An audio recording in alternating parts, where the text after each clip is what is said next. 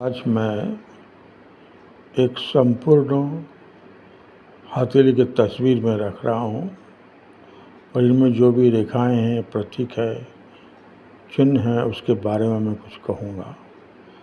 सबसे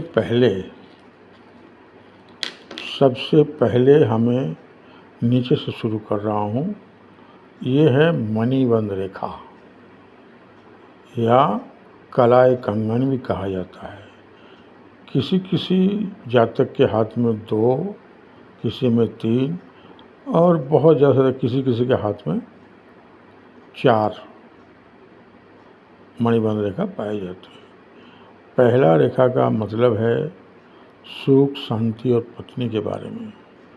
दूसरा जो है संतान और संतान सुख। तीसरा जो है दौलत यानी धन।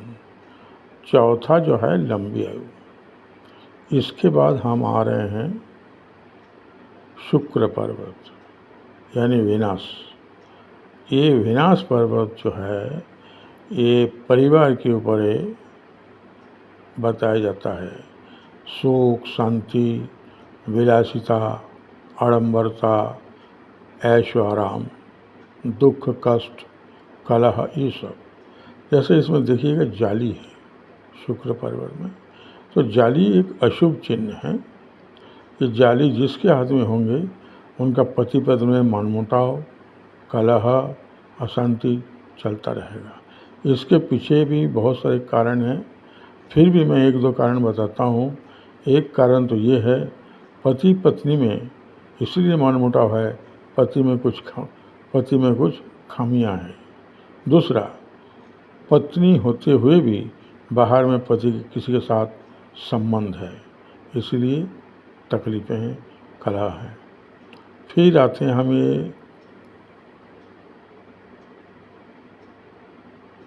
निम्न मंगल रेखा। इसे जीवन रेखा का सिक्योरिटी गार्ड भी कहा जाता है। जीवन रेखा में जो भी समस्याएं, तकलीफ़ें आएगी जातक के जीवन में, ये रेखा जो है उसे मदद करता है और सारे तकलीफ़ को ही दूर करता है, जो भी जीवन संबंधी तकलीफ है। उसके बाद आते हैं हम सितारा में। निम्न मंगल में अगर सितारा हो, स्टार हो, तो अचानक धन या तो विरासत में धन प्राप्त का योग बताता है। और ये देखिए जीवन रेखा में जो चढ़ती हुई छोटी छोटी रेखाएं हैं, ये दर्शाती है कि जातक के जीवन में निरंतर प्रगति दर्शाता है। ये है भाग्य रेखा, बहुत सुंदर है। भाग्य रेखा के नीचे 2 मुखी है। इसका अर्थ ये है उसको जिस दिशा में भी जाएंगे सफल तो होंगे, पर बिजनेस में ज़्यादा ही सफलता मिलेगी।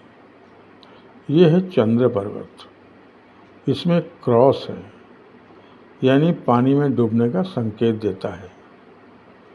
फिर हम आते हैं ये भाग्य रेखा के साथ जुड़ी हुई ये रेखा जो बुध तक गई है, इसे कोई स्वास्थ्य रेखा कहते हैं, कोई बोध रेखा कहते हैं, कोई सफलता का रेखा कहते हैं। ये बहुत ही सुंदर है, इसीलिए इनको सफलता जो है इसका हमेशा इसको सफलता मिलती रहेगी। और दूसरी बात, ये मस्तक रेखा के साथ और ये सफलता रेखा और भाग्य रेखा तीनों मिल के जो त्रिकोण का सृष्टि किया है, ये त्रिकोण बहुत ही सुंदर है और ये सफलता है और सफलता के माध्यम से धन, वैभव सब कुछ प्राप्त करता है। फिर आते हैं हम ये मिस्टिक क्रॉस यानी चमत्कारिक क्रॉस। ये जिसके भी हाथ में होगा वो आम से, साधारण से कुछ ऊंचाई होगा। ये जो क्रॉस का चिन्ह है ये स्वाधीन है, स्वावलंबी है, न हृदय को छुआ है न मस्तक को छुआ है। ये एक ऐसे रेखा है, ये रेखा जिसके हाथ में होगा वो जादूगर बनता है, कलाकार बनता है, हस्तरेखा भी बनते हैं, ज्योतिष बनते हैं, बहुत सारे गुण इसमें पाए जाते हैं। और दूसरी बात, इसकी छठी इंद्रिय बहुत जल्दी काम करती है। ये आने वाली घटना जो भी घटेगी जीवन में, चाहे परिवार में, इसको पूर्वाभास हो जाता है। फिर आते हैं ये उच्च मंगल रेखा। ये रेखा बहुत ही सुंदर है। इसको बोलते हैं भौम आदित्य योग। इसे क्या है, आदमी को दिलेर बनाता है और दिलेरी के साथ जो भी काम करता है सफल होते हैं।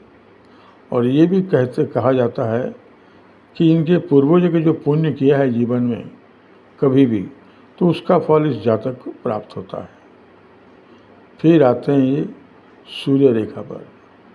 सूर्य रेखा बहुत सुंदर है और हृदय रेखा के ऊपर इसका त्रिकोण बना हुआ है। यश, मान, सम्मान, धन सब कुछ दिलाता है। और ये है हृदय रेखा, बहुत ही सुंदर है। गुरु पर्वत में दो मुखी हो गई है और साथ में क्रॉस। ये सुखमय विवाह को दर्शाता है, चाहे वो प्रेम विवाह हो, चाहे अरेंज मैरिज हो, चाहे परिवार की अनुमति से हो, बहुत ही अच्छा रहता है।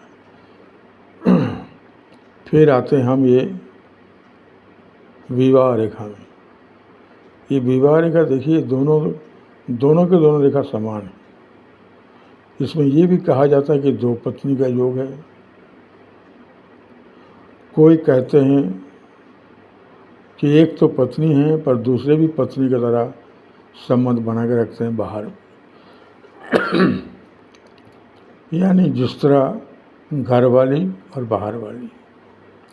ये देखिए लंबी लंबी छोटी छोटी रेखाएं विवाह रेखा के ऊपर है। ये संतान को दर्शाता है। जो देखिए गाढ़ी लंबी है, ये पुत्र संतान। जो छोटी है, हल्की है, वो कन्या संतान। और एक रेखा है जिसके ऊपर दो मुखी है, दो शाखाएं हैं, इसका मतलब जुड़वा बच्चा। और मस्तक रेखा भी इनका बहुत ही सुंदर है। बुद्धिमान है, तेज दिमाग है, भाषा में मिठास है और इसीलिए किसी भी सामने वाले को ये अपने वश में कभी भी कर सकते हैं, कभी भी। और लोग इनकी बातों में आ भी जाते हैं, मोहित भी हो जाते हैं और किसी का ये बुरा नहीं चाहते हैं और उच्च शिक्षा प्राप्त भी करते हैं। दिमाग बहुत तेज होते हैं। तो आज यहाँ तक है।